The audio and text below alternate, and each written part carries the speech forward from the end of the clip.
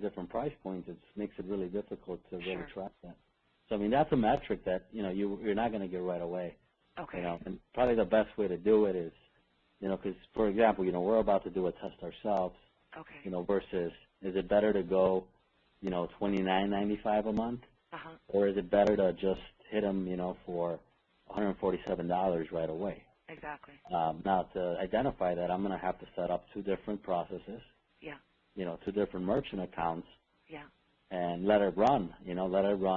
Yeah. And then it's going to take about 3 months to get some decent data. To get some. Yeah. Decent. Exactly. So, yeah. Well, that's where I'm having a really difficult time. Like I've got, well over 1,000 customers in my database, but it's just been so hard to track because of all the declines and cancellations and non-approvals and yada, yada, yada. So. Yeah. And then, basically the way the ultimate metric is like, all right, how many, how many people signed up and what did that equate to in dollars, after all the variables, after chargebacks, refunds, the offer, price point, et cetera. And now you have your revenue, per customer, your average revenue per customer, and So pretty much just divided by the amount. Right, exactly. Okay, that makes sense. I never even thought of doing it that way. The obvious sits in front of you, but you don't think of it. I know. But I mean, you don't figure it out until you run across the obstacle. I know. Exactly. I've just hit so many walls in the last month. It's been crazy, but hey, it's a learning curve, so it's all right. good. Okay, the other big thing is customer service. What I'm currently doing is I've got a million hats on right now. I'm doing everything still. I actually got my brother in. He's been handling returns and, some of the calls and the data entry and stuff like that. But when I turned the tap on for the CPA, just to, I know I'm doing it slowly, but it's allowing me to conquer the problem before it really gets out of control. Right. But what I found is, for example, just getting 50 to 100 orders a day, customer service, he was swamped. Like he couldn't handle between the calls, inputting the shipping, and all of this other stuff that he had to do in regard to customer service. So I thought, okay, I'm setting up direct tracks. I'm ready to let loose. What am I going to do?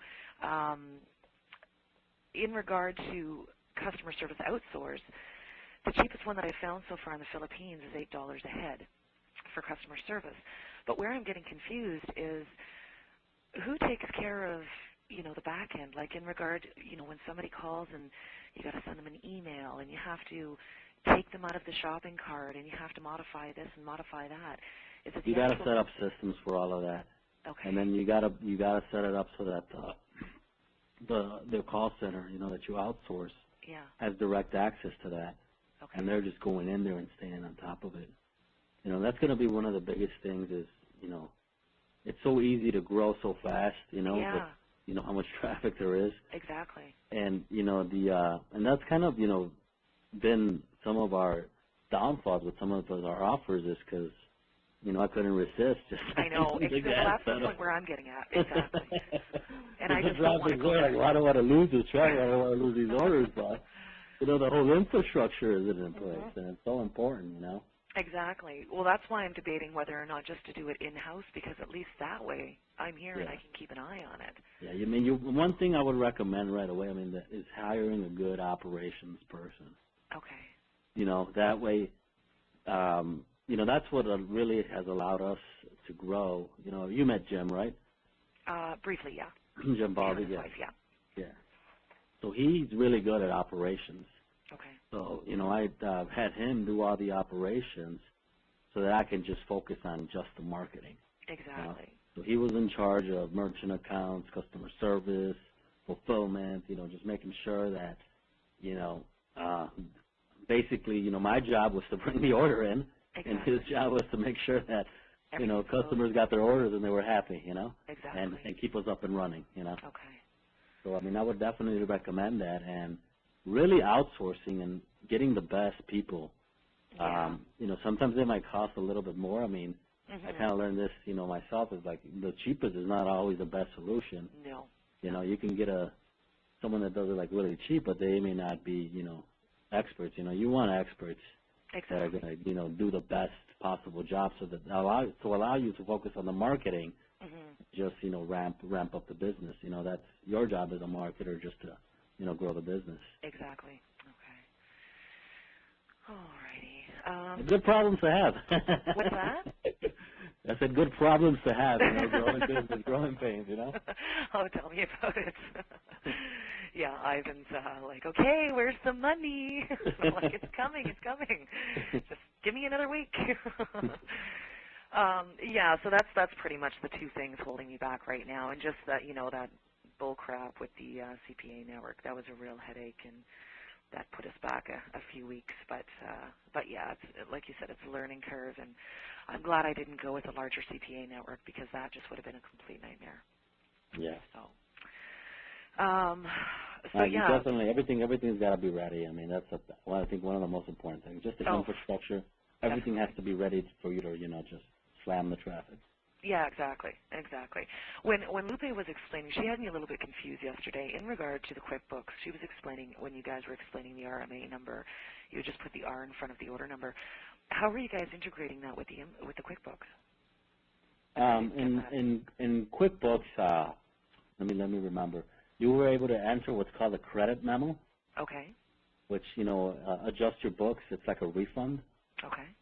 And it looks like an invoice, but it's a credit. Okay. It's like a refund invoice. Mm-hmm.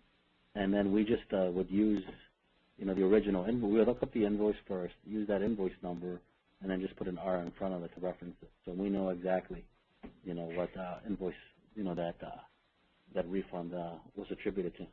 Okay. Now, would you send this invoice to the customer to send back with the bottle, or? No. We would have the customers call in. Okay. To get the RMA number. Okay. When they called in, we would say, all right, if you're returning the product, make sure you put this return number on the outside of the box. Otherwise, they may not accept your package at the warehouse. They may return it back to you. So it's very important that you put this, RMA number on the outside of the box. Okay. So, we would have the customers put that on the box, And you would coordinate that with the warehouse. Yeah, and the warehouse was trained to, look for that, RMA number for any returns. Okay, gotcha. So you would constantly be sending the warehouse RMA numbers then? No, the warehouse wouldn't. The warehouse would get the package, and the RMA number was already on the package. But how would you know that it was returned? Oh, they would have to look it up and enter it into the system. Oh, I see. Okay. Okay, well that makes sense. Credit refund invoice through QuickBooks. I've never actually used QuickBooks, but it sounds like a good little system. Rather than, I really want to avoid to go out and buy an RMA software system because they're really expensive. So, right. QuickBooks. Another question was, last time I was talking to Lupe on Google Talk. I was telling her where my issue's coming in is, for example, I was doing $2.95 for the shipping and handling for the customer. Mm-hmm. I've now bumped it up to $8.95 because currently I'm getting my bottle manufactured at $3.65 for a bottle of hoodie and green tea. Okay. And then my shipping is costing me $5 through USPS, but with signature confirmation. Okay. So the end result, it's costing me $8.65. How much extra is it costing us for that signature required? $2. Are you doing that just because for refund, or just to win chargebacks, or is there? It's for chargebacks, but I found that when I was with my different shipper, I had a lot of people calling and saying they didn't receive it. Yeah. I was constantly sending out second bottles. Right. And this way, it's just a good way to prove that they actually did receive it when they're saying that they didn't. Yeah, and I know we did that in the beginning too, but when we were doing the diet patch, it was an envelope. Okay. So the shipping was like dirt cheap.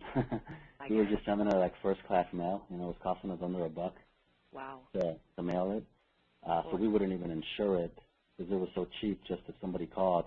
Yeah. The insurance was going to cost more than the shipping. Sure. So then, we would just, if somebody called, we would just send them another package. Yeah. Because the product cost was so cheap. Well, see, that's the problem I'm running into is because, I have to make sure the signature confirmation is there, or I'll be shipping out bottles till I'm blue in the face. Yeah. Especially, I can't go against their word if I can't track it. So one thing I've seen, and this might be a perfect upsell, is, having a little checkbox